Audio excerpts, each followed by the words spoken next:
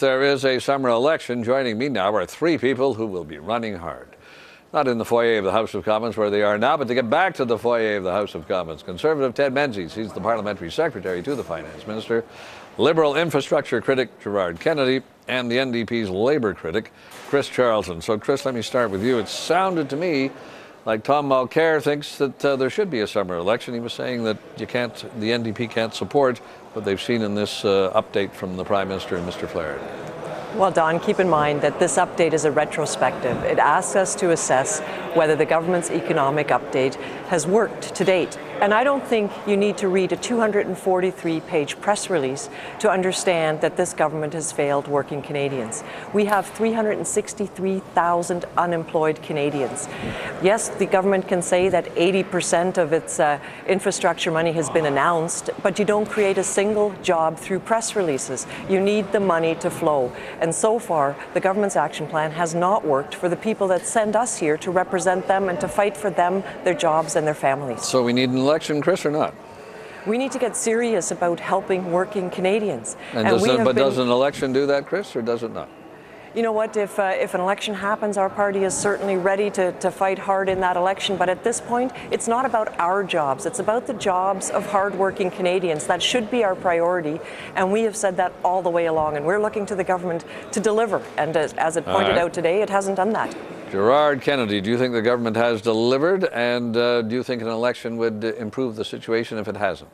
Well, it's hard to answer both questions. I think that it is all about whether they've delivered. I think we reluctantly supported the government, or reluctant in the sense that there's lots of reasons in areas like infrastructure to believe that the government won't deliver. And so far, certainly there's a lot of room for disappointment in that area. For example, it's supposed to put people to work. We have 97,000 more jobs lost in the construction sectors compared to this time last year. The government has latterly, in the last few weeks, made a lot of announcements. Will those translate to jobs? Can we give them an extension to their probation based on that? Is something we're going to be assessing. I mean, there were clear opportunities the government didn't follow.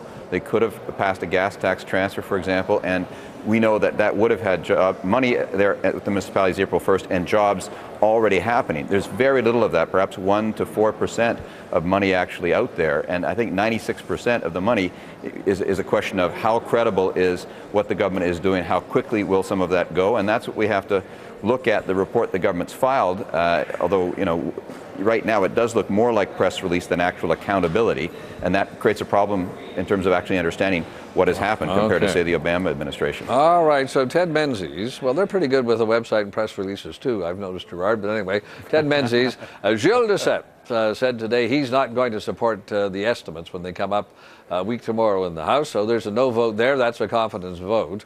I don't know, I was listening to Chris and Gerard, I'm not sure quite what you should expect next Friday, but what is your sense of what's going to happen just from the mood of the House? I would expect a little more than what we've received from the NDP and from the Bloc. The incredible disrespect for Canadians to not even read, to not even take seriously what we've put forward in tabling this report today.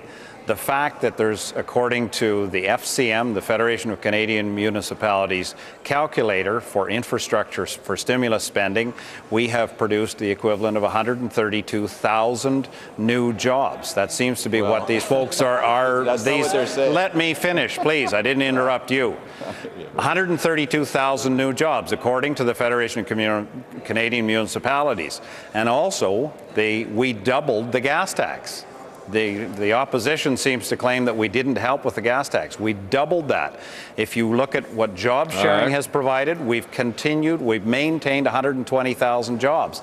That is what Canadians want to hear. They don't want to hear threats of election in the middle of a recession. Okay. Now, Gerard, in terms of timing here, Mr. Ignatieff said at one point, well, he'd like to take his time, and then he said he wouldn't fool around. So when do you think we will know what the Liberals are going to do in terms of either a non-confidence motion of their own on their opposition day or the vote on the government estimates? Well, I think it's within a day or two. I think long enough to have a look at what the government has put forward. I mean, and our problem is things like Ted are saying, like the gas tax transfer was planned 4 years ago. I mean, people need to hear the real goods.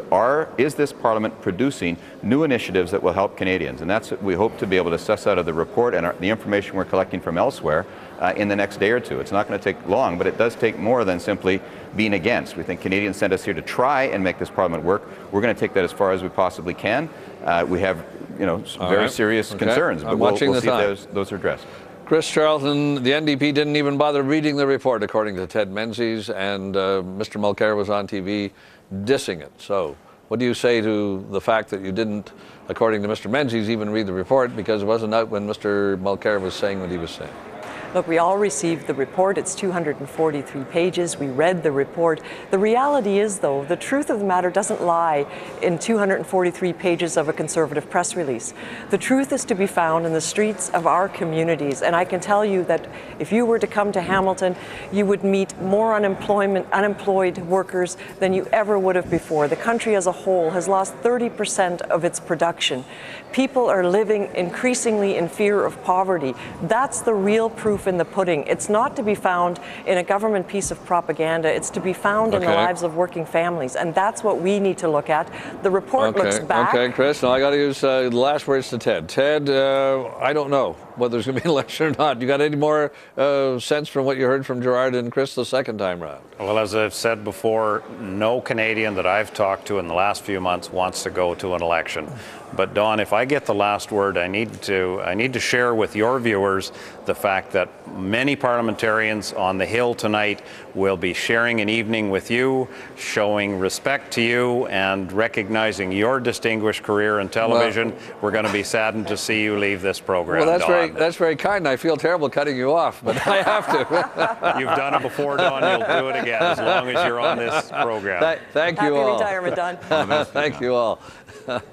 Now, if a summer election is called, how do the polls look? Well, we've got the new numbers, and we'll have them for